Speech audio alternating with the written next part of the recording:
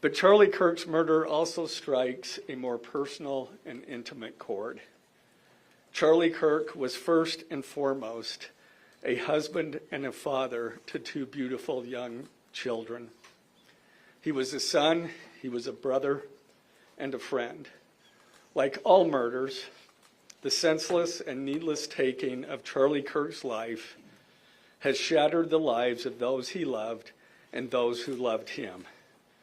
To Charlie's wife, Erica, his two young children, his parents, his family, and his friends, I express my sincere condolences and offer my heartfelt prayers on your behalf.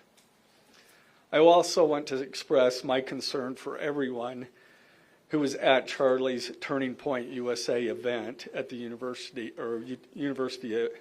Utah Valley University, and all who have been impacted by this tragedy. As county attorney, I am charged with bringing justice to those who offend our laws. I am charged with bringing justice for those who are harmed. I am charged with bringing justice for Charlie Kirk. I am committed to these aims. I take this responsibility seriously. Today, after reviewing the evidence that law enforcement has collected thus far, I am filing a criminal information charging Tyler James Robinson, age 22, with the following crimes. Count 1, aggravated murder, a capital offense, for intentionally or knowingly causing the death of Charlie Kirk under circumstances that created a great risk of death to others.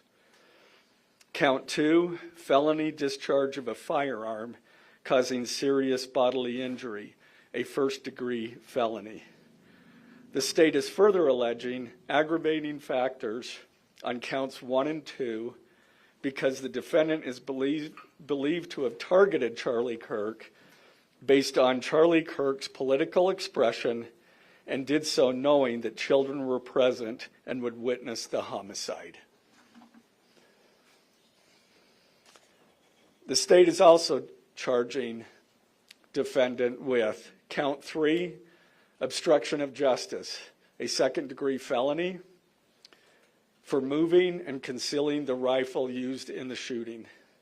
Count 4, obstruction of justice, a second-degree felony for disposing the clothing he wore during the shooting. Count 5, witness tampering, a third-degree felony for directing his roommate to delete his incriminating texts. Count 6, witness tampering, a third-degree felony for directing his roommate to stay silent if police questioned him. And count 7, commission of a violent offense in the presence of a child, a Class A misdemeanor, for committing homicide knowing that children were present and may have seen or heard the murder and did so based on Charlie Kirk's political expression.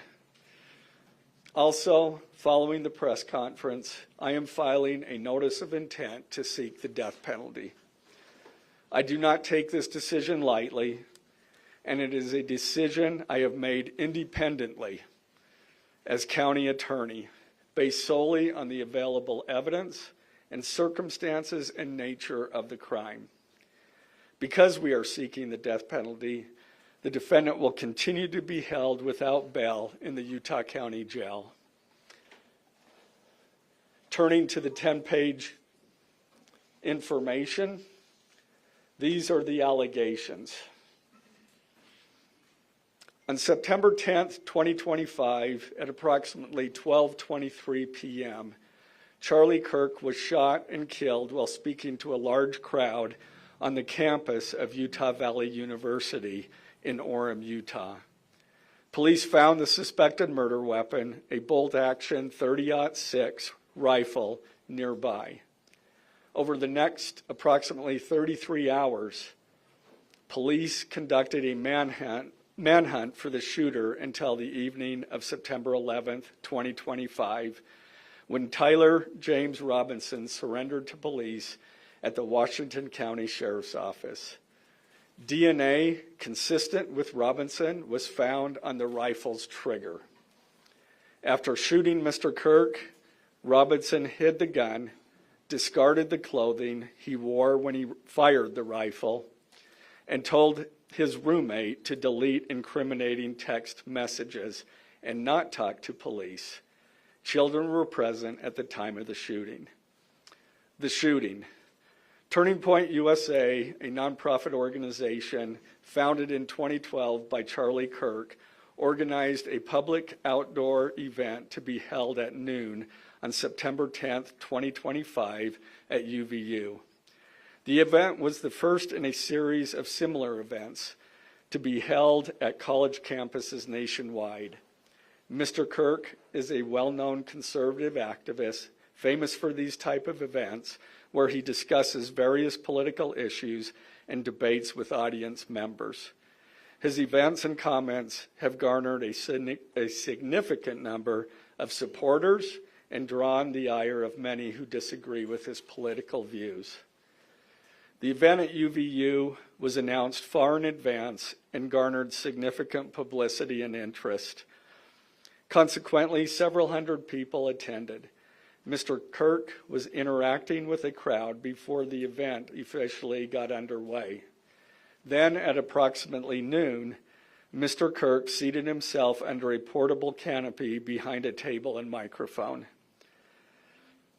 He began speaking to the crowd and fielding questions from attendees, a format Mr. Kirk commonly used at his events. Mr. Kirk allowed his questioners to approach a microphone positioned directly in front of him. Mr. Kirk's team members were very close to him on his right and left, as well as some behind his canopy and others at various close locations near him.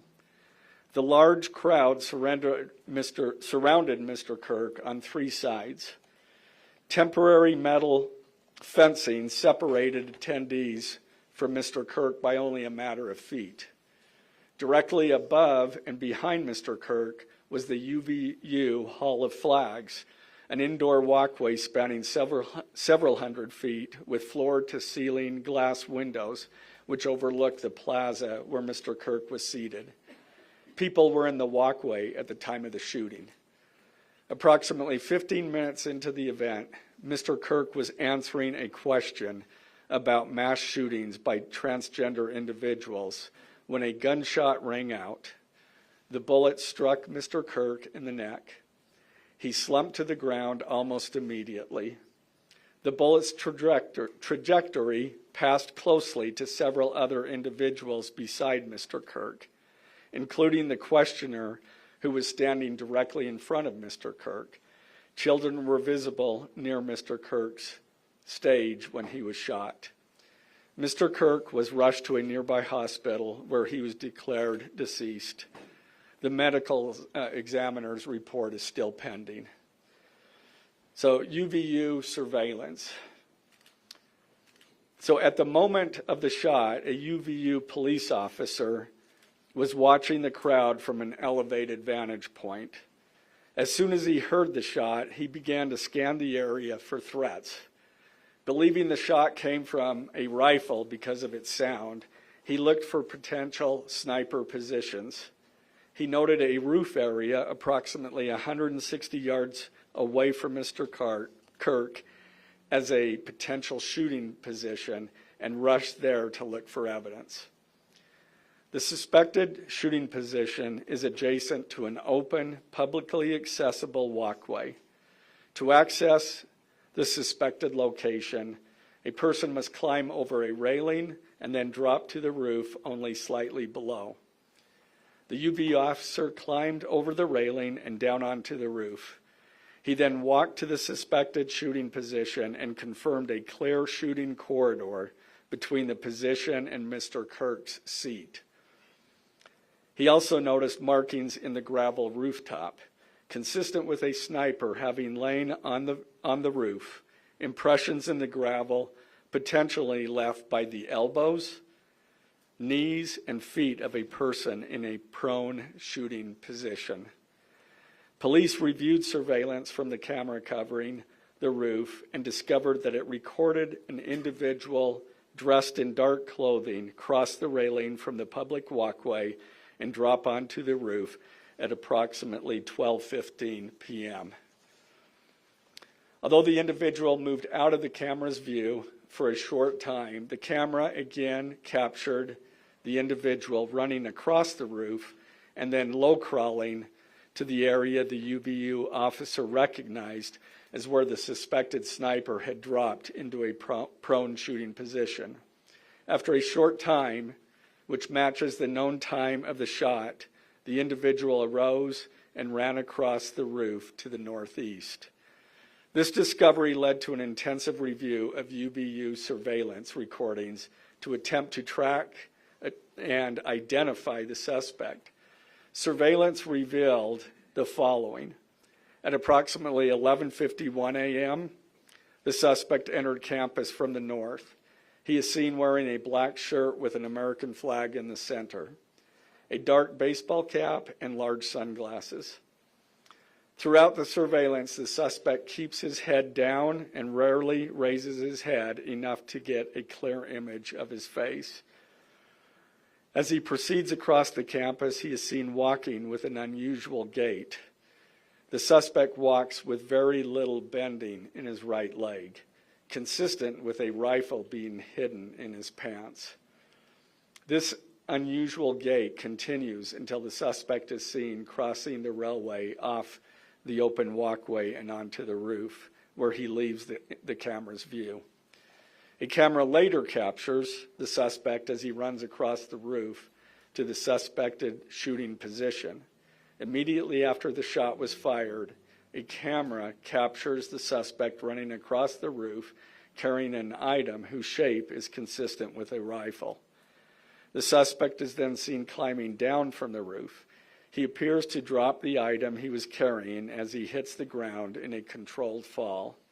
He then picks up the item and runs toward the northeast end of campus. Expanded crime scene investigation.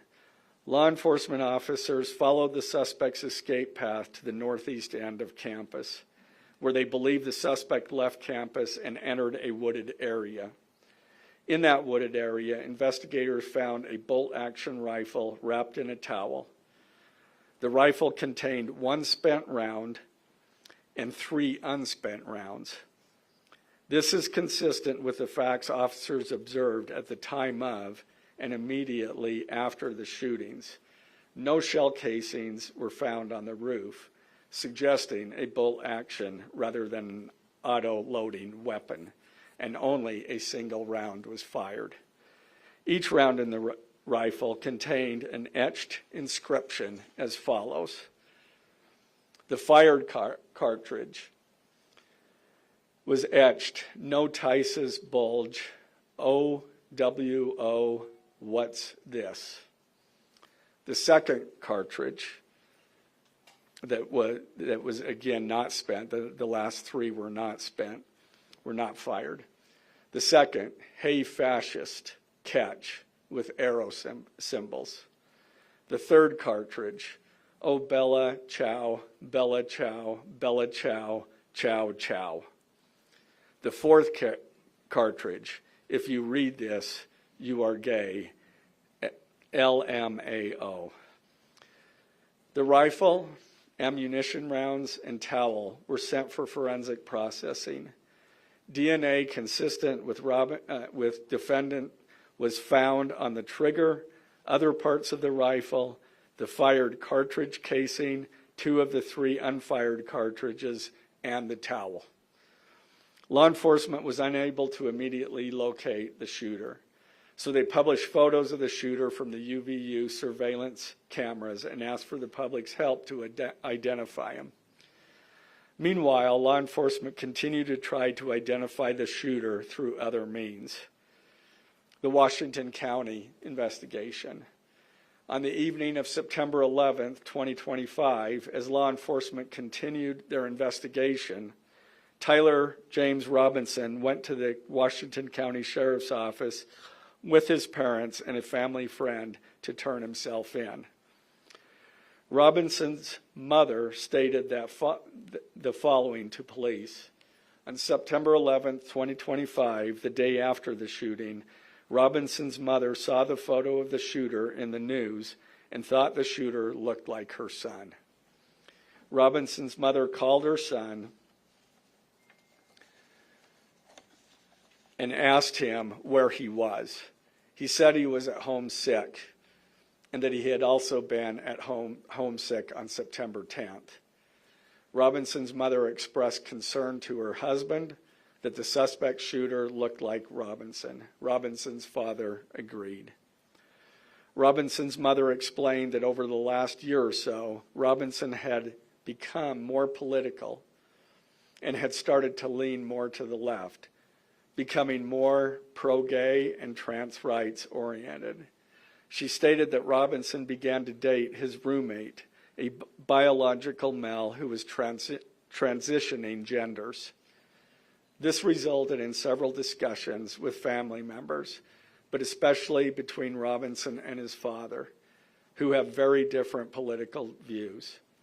In one conversation before the shooting, Robinson mentioned that Charlie Kirk would be holding an event at UVU, which Robinson said was a stupid venue for the event.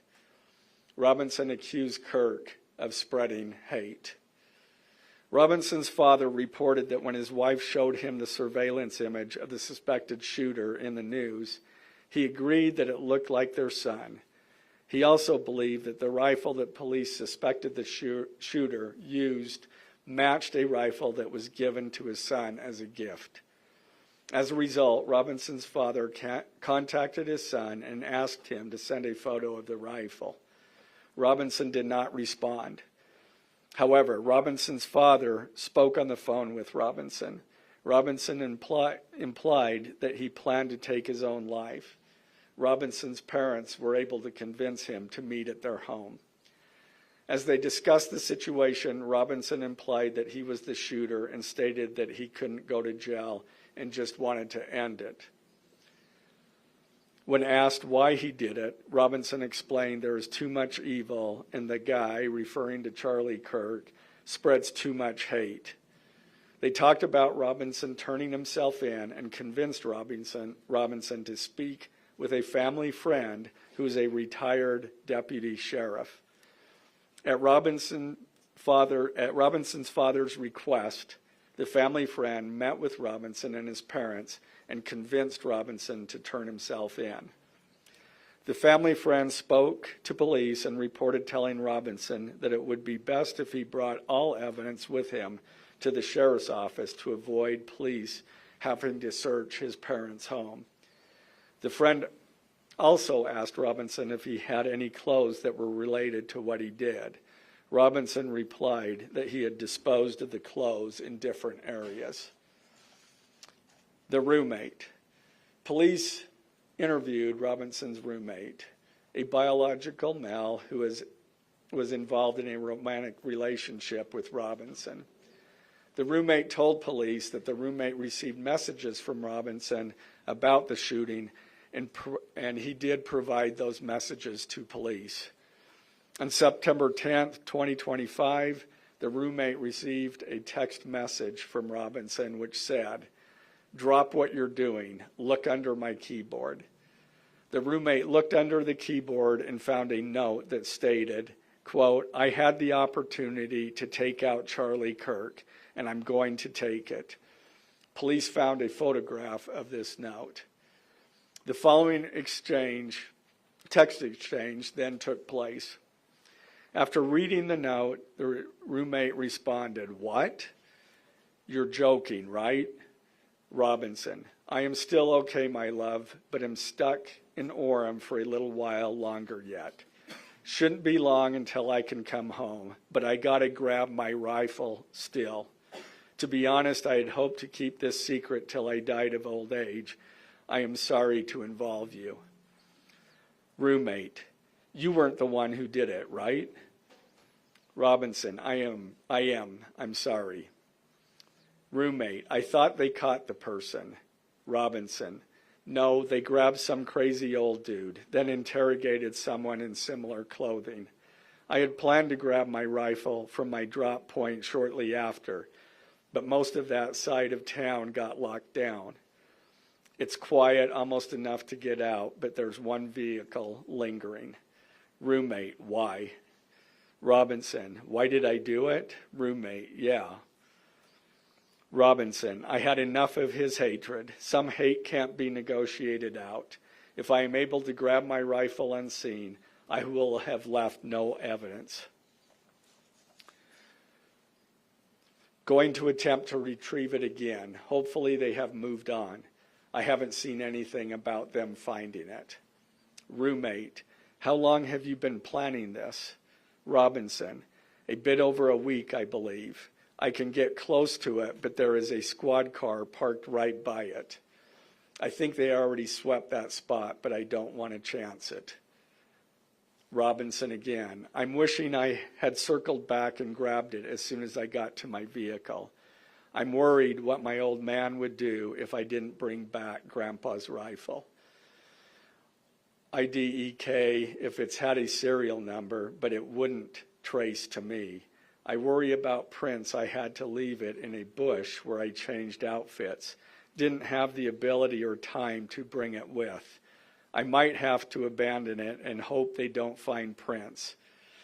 How the F will I explain losing it to my old man? Only thing I left was the rifle wrapped in a towel. Remember how I was engraving bullets? The F in messages are mostly a big meme. If I see notice bulge UWU on Fox News, I might have a stroke all right. I'm going to have to leave it. That really effing sucks.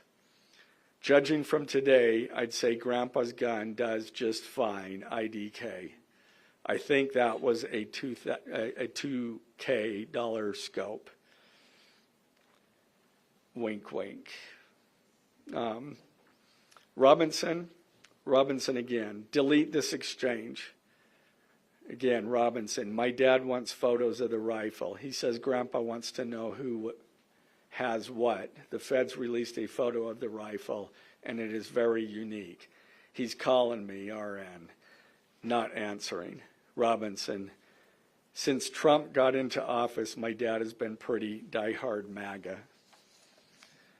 Robinson, I'm going to turn myself in willingly. One of my neighbors here is a deputy for the sheriff. Again, you are all I worry about, love. That came from Robinson. Roommate, I'm much more worried about you. Robinson, don't talk to the media, please. Don't take any interviews or make any comments. If any police ask you questions, ask for a lawyer and stay silent. The search for Robinson's residence. Police executed a search warrant on Robinson's residence. During that search, police discovered a shell casing with etchings like the etchings found on the shells in the rifle near UVU. Police also found several target boards with bullet holes in Robinson's home. Now, as I stated in the beginning when I read those allegations, these are allegations. And like the evidence set forth in this statement, those allegations, what you've heard from the media, even from state and federal officials, has not been tested in the crucible of a jury trial. I understand the public's desire to know the facts. My own family members have pressed me for information. Why are we reluctant to share the details of the investigation itself and comment on the case? Because I want to ensure a fair and impartial trial. I became a prosecutor because of my love for the ideals of this great country and the principles embedded in our Constitution. The free exchange of ideas and opinions is critical to this great American experiment, but so too are the protections afforded to the accused found in the Fifth and Sixth Amendments. The right against self-incrimination, the right to a speedy and public trial, the right to the effective assistance of counsel, the right to confront one's accusers, and the right to compel the attendance of witnesses. And perhaps most importantly, under our Constitution, the accused is presumed innocent until we, the state, prove to an impartial jury of defendant's peers his guilt beyond a reasonable doubt. That jury cannot rely on our allegations, on what they hear in the news, or on what they hear from a public official. The jury is the sole trier of fact, and they will ultimately determine those facts based on evidence a trial judge has determined is admissible. Again, as prosecutors, we bear the burden to prove guilt beyond a reasonable doubt. But make no mistake, we welcome this burden. I'd like to now introduce my trial team who will be charged with prosecuting the case. This is a veteran and expert team of some of the state's best trial attorneys. Chad Grunander, who is one of my two chief deputies, Ryan McBride and David Sturgill on the far right there. And those two were very much involved in preparing search warrants, did a phenomenal job, worked day and night to see that accomplished well after Robinson was taken into custody. Also, Lauren Hunt, she is one of our special victims prosecutors, and Chris Ballard, my second chief deputy, who will be handling motions. I'm going to explain just the procedural steps. We're not a grand jury. We don't have a grand jury system like the federal courts do. It's a preliminary hearing system. So the arrest and filing of the criminal information are merely the first steps in the criminal justice process. Today at 3 p.m., the defendant will appear before a judge in the Utah 4th District Court for his first appearance to be informed of these charges and to ensure that he has an attorney to represent him. The hearing will be brief. The judge will conduct that first appearance virtually via WebEx. This is not unusual. In the 4th District, all felony first appearances for defendants who are in custody are held virtually. A link to that hearing is available for media on the Utah State Court's X account at Utah State Courts. Now, following defendant's first appearance, he will be entitled to a preliminary hearing. At that hearing, the state will be required to show probable cause that defendant committed the crimes. The purpose of the preliminary hearing is not to determine guilt, but simply to assure the court that the prosecution has enough evidence to proceed to trial. If a judge finds probable cause and binds the case over for trial, an arraignment hearing will be held. At that hearing, a judge will again inform defendant of the charges against him and require him to enter a plea to each charge. The next step following the arraignment is an opportunity for the parties to file any relevant motions and then ultimately the trial itself. This case has generated a tremendous amount of interest across our nation and even the world. The public's desire for information is understandable, but it bears reiterating that this case will be tried in a court of law consistent with our Constitution, not the court of public opinion. Thus, we will only discuss the case with the press occasionally. It will not be a day-to-day or even week-to-week occurrence, but we will only do so in a manner as not to jeopardize the fair trial process. Before I conclude, I want to express my appreciation for the tireless work of our local, state, and federal law enforcement officers. They have an extremely difficult, dangerous, and often thankless job. I'm proud to acknowledge the exceptional work they do every day, and particularly their work on this case. It was truly a marvel to witness. Their skilled work and dedication have brought us to this point. I'm also grateful for the leadership demonstrated by Bo Mason, the Commissioner of the Utah Department of Public Safety, FBI Special Agent in Charge Rob Bowles, Utah County Sheriff Mike Smith, our local police chiefs, and Felice John Vitti, the acting U.S. Attorney for the District of Utah. I'm also grateful for the support of our Governor, Spencer Cox, and our Attorney General, Derek Brown, who is standing behind me today and has offered his support and resources as we proceed to trial. Finally, I want to thank our Utah County Commissioners, Amelia Powers Gardner, Brandon Gordon, and Skylar Beltran. They too have pledged to assist with the resources needed to successfully prosecute this case. I will now take a few questions. For questions, ladies and gentlemen, just really fast, if you could identify yourself and what organization. Yeah, thank you. Okay.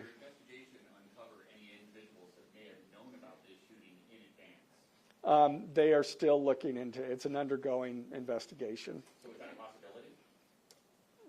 They haven't ruled that out. As not a narrow with CNN, the text message that you exchanged with the roommate, can you kind of give us a sense of did that happen over several hours? Did it happen before? I don't have that information. Emily Anderson Stern, the Solid Tribune. I know, acknowledging that you made this decision to pursue the death penalty independently, did you hear it all from the Trump administration or Governor Cox's administration as you were working on these charges? I talked to officials from both administrations, but I was not pressured to make a decision. I understood their feelings on it because it was in the news, but we didn't really discuss that. Mr. Gray, the FBI director have any indication that transgender issues played a role in the motivations for this shooting? I'm going to stick to what I just stated in my public, in our information. I think that is pretty much set forth there. Mr. Gray, Ben Winslow, Fox 13 News. Just asking, are you planning to file additional charges against anyone else in connection with this? Again, we don't have any information at this point of additional suspects, but I know that our law enforcement agencies are continuing to follow leads. Mr. Gray, the FBI director today said that you are, quote, or that other people, a number of people are being investigated and interrogated. So it seems that there are people who might be up for possible charges. Yeah, I'm not. Do you think that the suspect was a lone wolf, or could this be part of a... I can't comment on that. I'm not aware of all their investigation. I just know that these agencies are continuing to investigate this case and follow all leads. Mr. Gray, Jim Spiewak with... Would like to know, how does this possibly interface with any federal charges? That's up to the feds. They have different charges, and they're reviewing the evidence. And after they review the evidence and the law, they could file charges, but I'm not privy to exactly what they're looking at. Dennis Hope with the BBC. You spoke a lot about text messages with the roommate. The governor previously said the roommate is cooperating, but could we see charges against the roommate? Again, I'm not prepared to answer that question. Mr. Gray, Reuters News. Is it unusual to cite a political motivation as an aggravating circumstance? It's part of our code, and so we charge that. And Mr. Gray, Jim Spiewak with KUTV. For those that aren't of a legal mind, is this a confession, the text messages? Is that legally a confession? And is he cooperating since he's been taken into custody? Ultimately, a judge will determine that at trial. And cooperation, has he spoken at all? Has he been cooperating since he's turned himself Again, in? I'm not going to comment on that. I think that any statements at all. Mr. Gray, Morgan Chesky, NBC News. Okay. What more can you tell us about the suspect's time online that some say radicalized him? I am not aware of that information. It's, again, still under investigation. And has he expressed any remorse so far about this attack? I am not going to comment on that. Is he continuing to not cooperate? I am not going to comment on that. Mr. Gray, the FBI director has been way out in front in terms of presenting evidence to the public. Your team has been very circumspect, very measured in what they've let out. Has that hampered your investigation and build up to this Well, as attorneys, we typically like to control that information to preserve an impartial jury and a fair trial. Does the suspect have representation? Is he a lawyer yet? Excuse me? Does the suspect have a lawyer? I don't have that information. Can you tell us more about what the family may have said in interviews? His mother? What the family said is what I provided. Mr. Gregg, do you anticipate that the defense will try to get this trial moved out of Utah County, and how will you respond to that? That from where? From Utah County. That the defense will be from Utah County? That they will try to get the trial moved to a different location. I couldn't predict what they're going to do. We say, is there any evidence to suggest that the timing of the shot and the question that was asked about mass shootings transgender, is that more than coincidence? That will be for a jury to decide. Mr. Gray, are you confident that the roommate had no part of this attack whatsoever? Again, I'm not going to comment on the evidence. But the evidence so far, does it show any involvement? Again, I'm not going to comment on other than the facts that or the evidence that we've gathered so far. Does the mention of the DNA here in the press conference jeopardize his right to a fair trial? I don't believe so. This is part of a public document that we have to file as we file a criminal information. We have to file a probable cause statement. That's a public document, and so we're comfortable with that. Are his parents and the roommate still cooperating? I'm not going to comment on that either. The FBI has said that this suspect had a hatred of Kirk. What else can you share about that? I can't share any more than what I've already said. Mr. Gray? Incredibly precise shot. Do you have any evidence that he went places to practice or have tracked his movements before the shooting that's given you insight into how he prepared? The evidence that I'm willing to share is what I just read in our statement. And it's in Mr. the- Gray, in did you the consult information. Erica We're gonna have Kirk to cut it about off seeking the there. death penalty? Okay. If he could have just answered, did you consult Erica Kirk about seeking the death penalty? I'm not going to comment on that. Okay, thank you, ladies and gentlemen.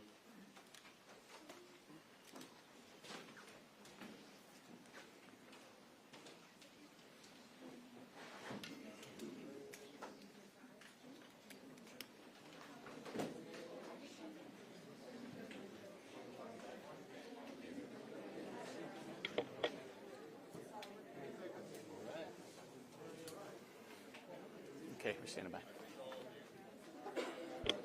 I think all of you know that the charges will be available online. We're in the final stages of processing that, and they'll be available on the utahcounty.gov website as well as on the Utah County Attorney's website. So look for them there. Thank you. So people won't have to pay for it on exchange, or?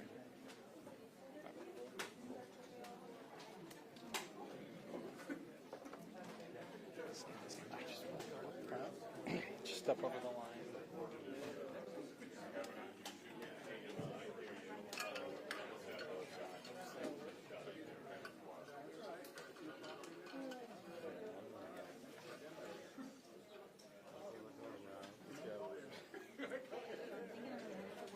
Sure.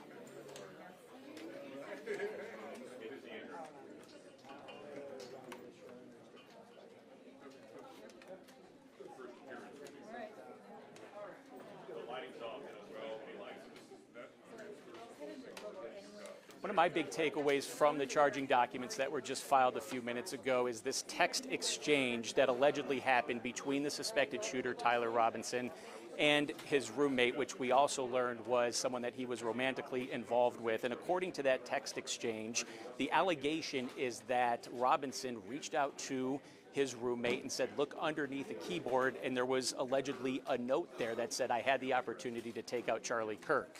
And I was just being handed a copy of the charging documents here. I'd like to try to see if I can find that exact quote right there. I'll go ahead and try to find it here. Maybe it's right here. Yeah, right here, exactly. Drop what you're doing, look under the keyboard. I had the opportunity to take out Charlie Kirk, and I'm going to take it. I asked the county attorney if a text message exchange legally can be considered a confession. He says that's up for a judge and a jury to decide, because if you just take a look at what this says on its surface, from a non-legal mind, it does appear that there is a confession that has happened already, but the county attorney saying that's up for a judge and a jury to decide, obviously, one of the crucial key pieces of evidence that they already have against Tyler Robinson. We also learned that it was a family friend, former law enforcement officer, that convinced Robinson to turn himself in. According to the county attorney, it sounded like Robinson wanted to harm himself, potentially end his own life, said he couldn't go to jail after this. So that's another big piece of evidence. As far as cooperation, once he was taken into custody, that was not answered. So some of the big pieces, some of the big takeaways here, obviously the text exchange between Robinson, or the alleged text exchange between Robinson and his roommate, which he was romantically involved in, and the fact, Ron and Mary, that he did turn himself in, and they've got surveillance video that they claim is of him running off the rooftop and running away from the scene shortly after the shooting.